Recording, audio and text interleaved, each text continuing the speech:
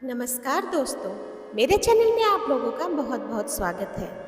आज मैं आप लोगों के समक्ष शुक्र प्रदोष व्रत की कथा प्रस्तुत करने जा रही हूँ। आज शुक्र प्रदोष व्रत है और इस व्रत से भगवान शिव और माता पार्वती के साथ ही उनके पूरे परिवार की पूजा करने से आपका व्रत सफल होता है। यह व्रत संतान प्राप्ति के लिए बहुत उपयोगी माना जाता है।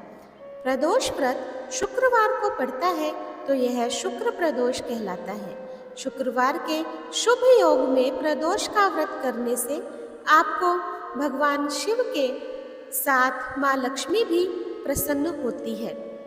आइए जानते हैं शुक्र प्रदोष की कथा, जिसको पढ़ने से आपको व्रत का संपूर्ण फल प्राप्त होगा। शुक्र प्रदोष व्रत कथा। सूत जी बोले, प्राचीन काल की बात है। एक नगर में 3 मित्र रहते थे। तीनों में ही घनिष्ठ मित्रता थी। उसमें एक राजा का बेटा, दूसरा ब्राह्मण पुत्र, तीसरा सेठ पुत्र था। राजकुमार व ब्राह्मण पुत्र का विवाह हो चुका था। सेठ पुत्र का विवाह के बाद गौना नहीं हुआ था। एक दिन तीनों मित्र आपस में स्त्रियों की चर्चा कर रहे थे।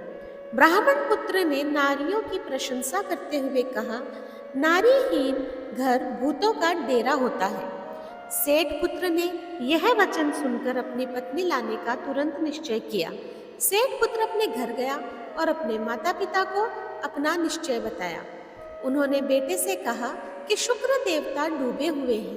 इन दिनों बहू बेटियों को उनके घर से विदा कराकर लाना शुभ नहीं होता, अतः शुक्रोदय के बाद तुम अपनी पत्नी को विदा करा लाना। सेठ पुत्र अपनी जिद पे टस से मस नहीं हुआ और अपनी ससुराल जा पहुंचा। सास ससुर को इसके इरादे का पता चला। उन्होंने उसको समझाने की कोशिश की, किंतु वह नहीं माना, अतः उन्हें विवश हो अपनी कन्या को विदा करना पड़ा।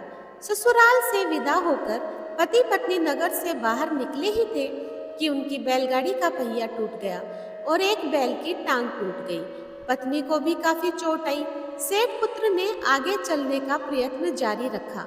तभी डाकुओं से भेंट हो गई और वे धन धान्य लूट कर ले गए। सेठ का पुत्र पत्नी सहित रोता पीटता अपने घर पहुंचा। जाते ही उसे सांप ने डस लिया। उसके पिता ने वैद्यों को बुलाया। उन्होंने देखने के बाद घोषणा की कि आपका पुत्र 3 दिन में मर जाएगा। इसी समय इस घटना का पता ब्राह्मण पुत्र को लगा। उसने सेठ से कहा कि आप अपने लड़के को पत्नी सहित बहू के घर वापस भेज दो। यह सारी बाधाएं इस कारण से ही आई है कि आपका पुत्र शुक्रास्त में पत्नी को विदा कर लाया है। यदि यह वहां पहुंच जाएगा तो बच जाएगा। सेठ को ब्राह्मण पुत्र की बात जच गई और अपनी पुत्र वधू को पत्र को वापस लौटा दिया।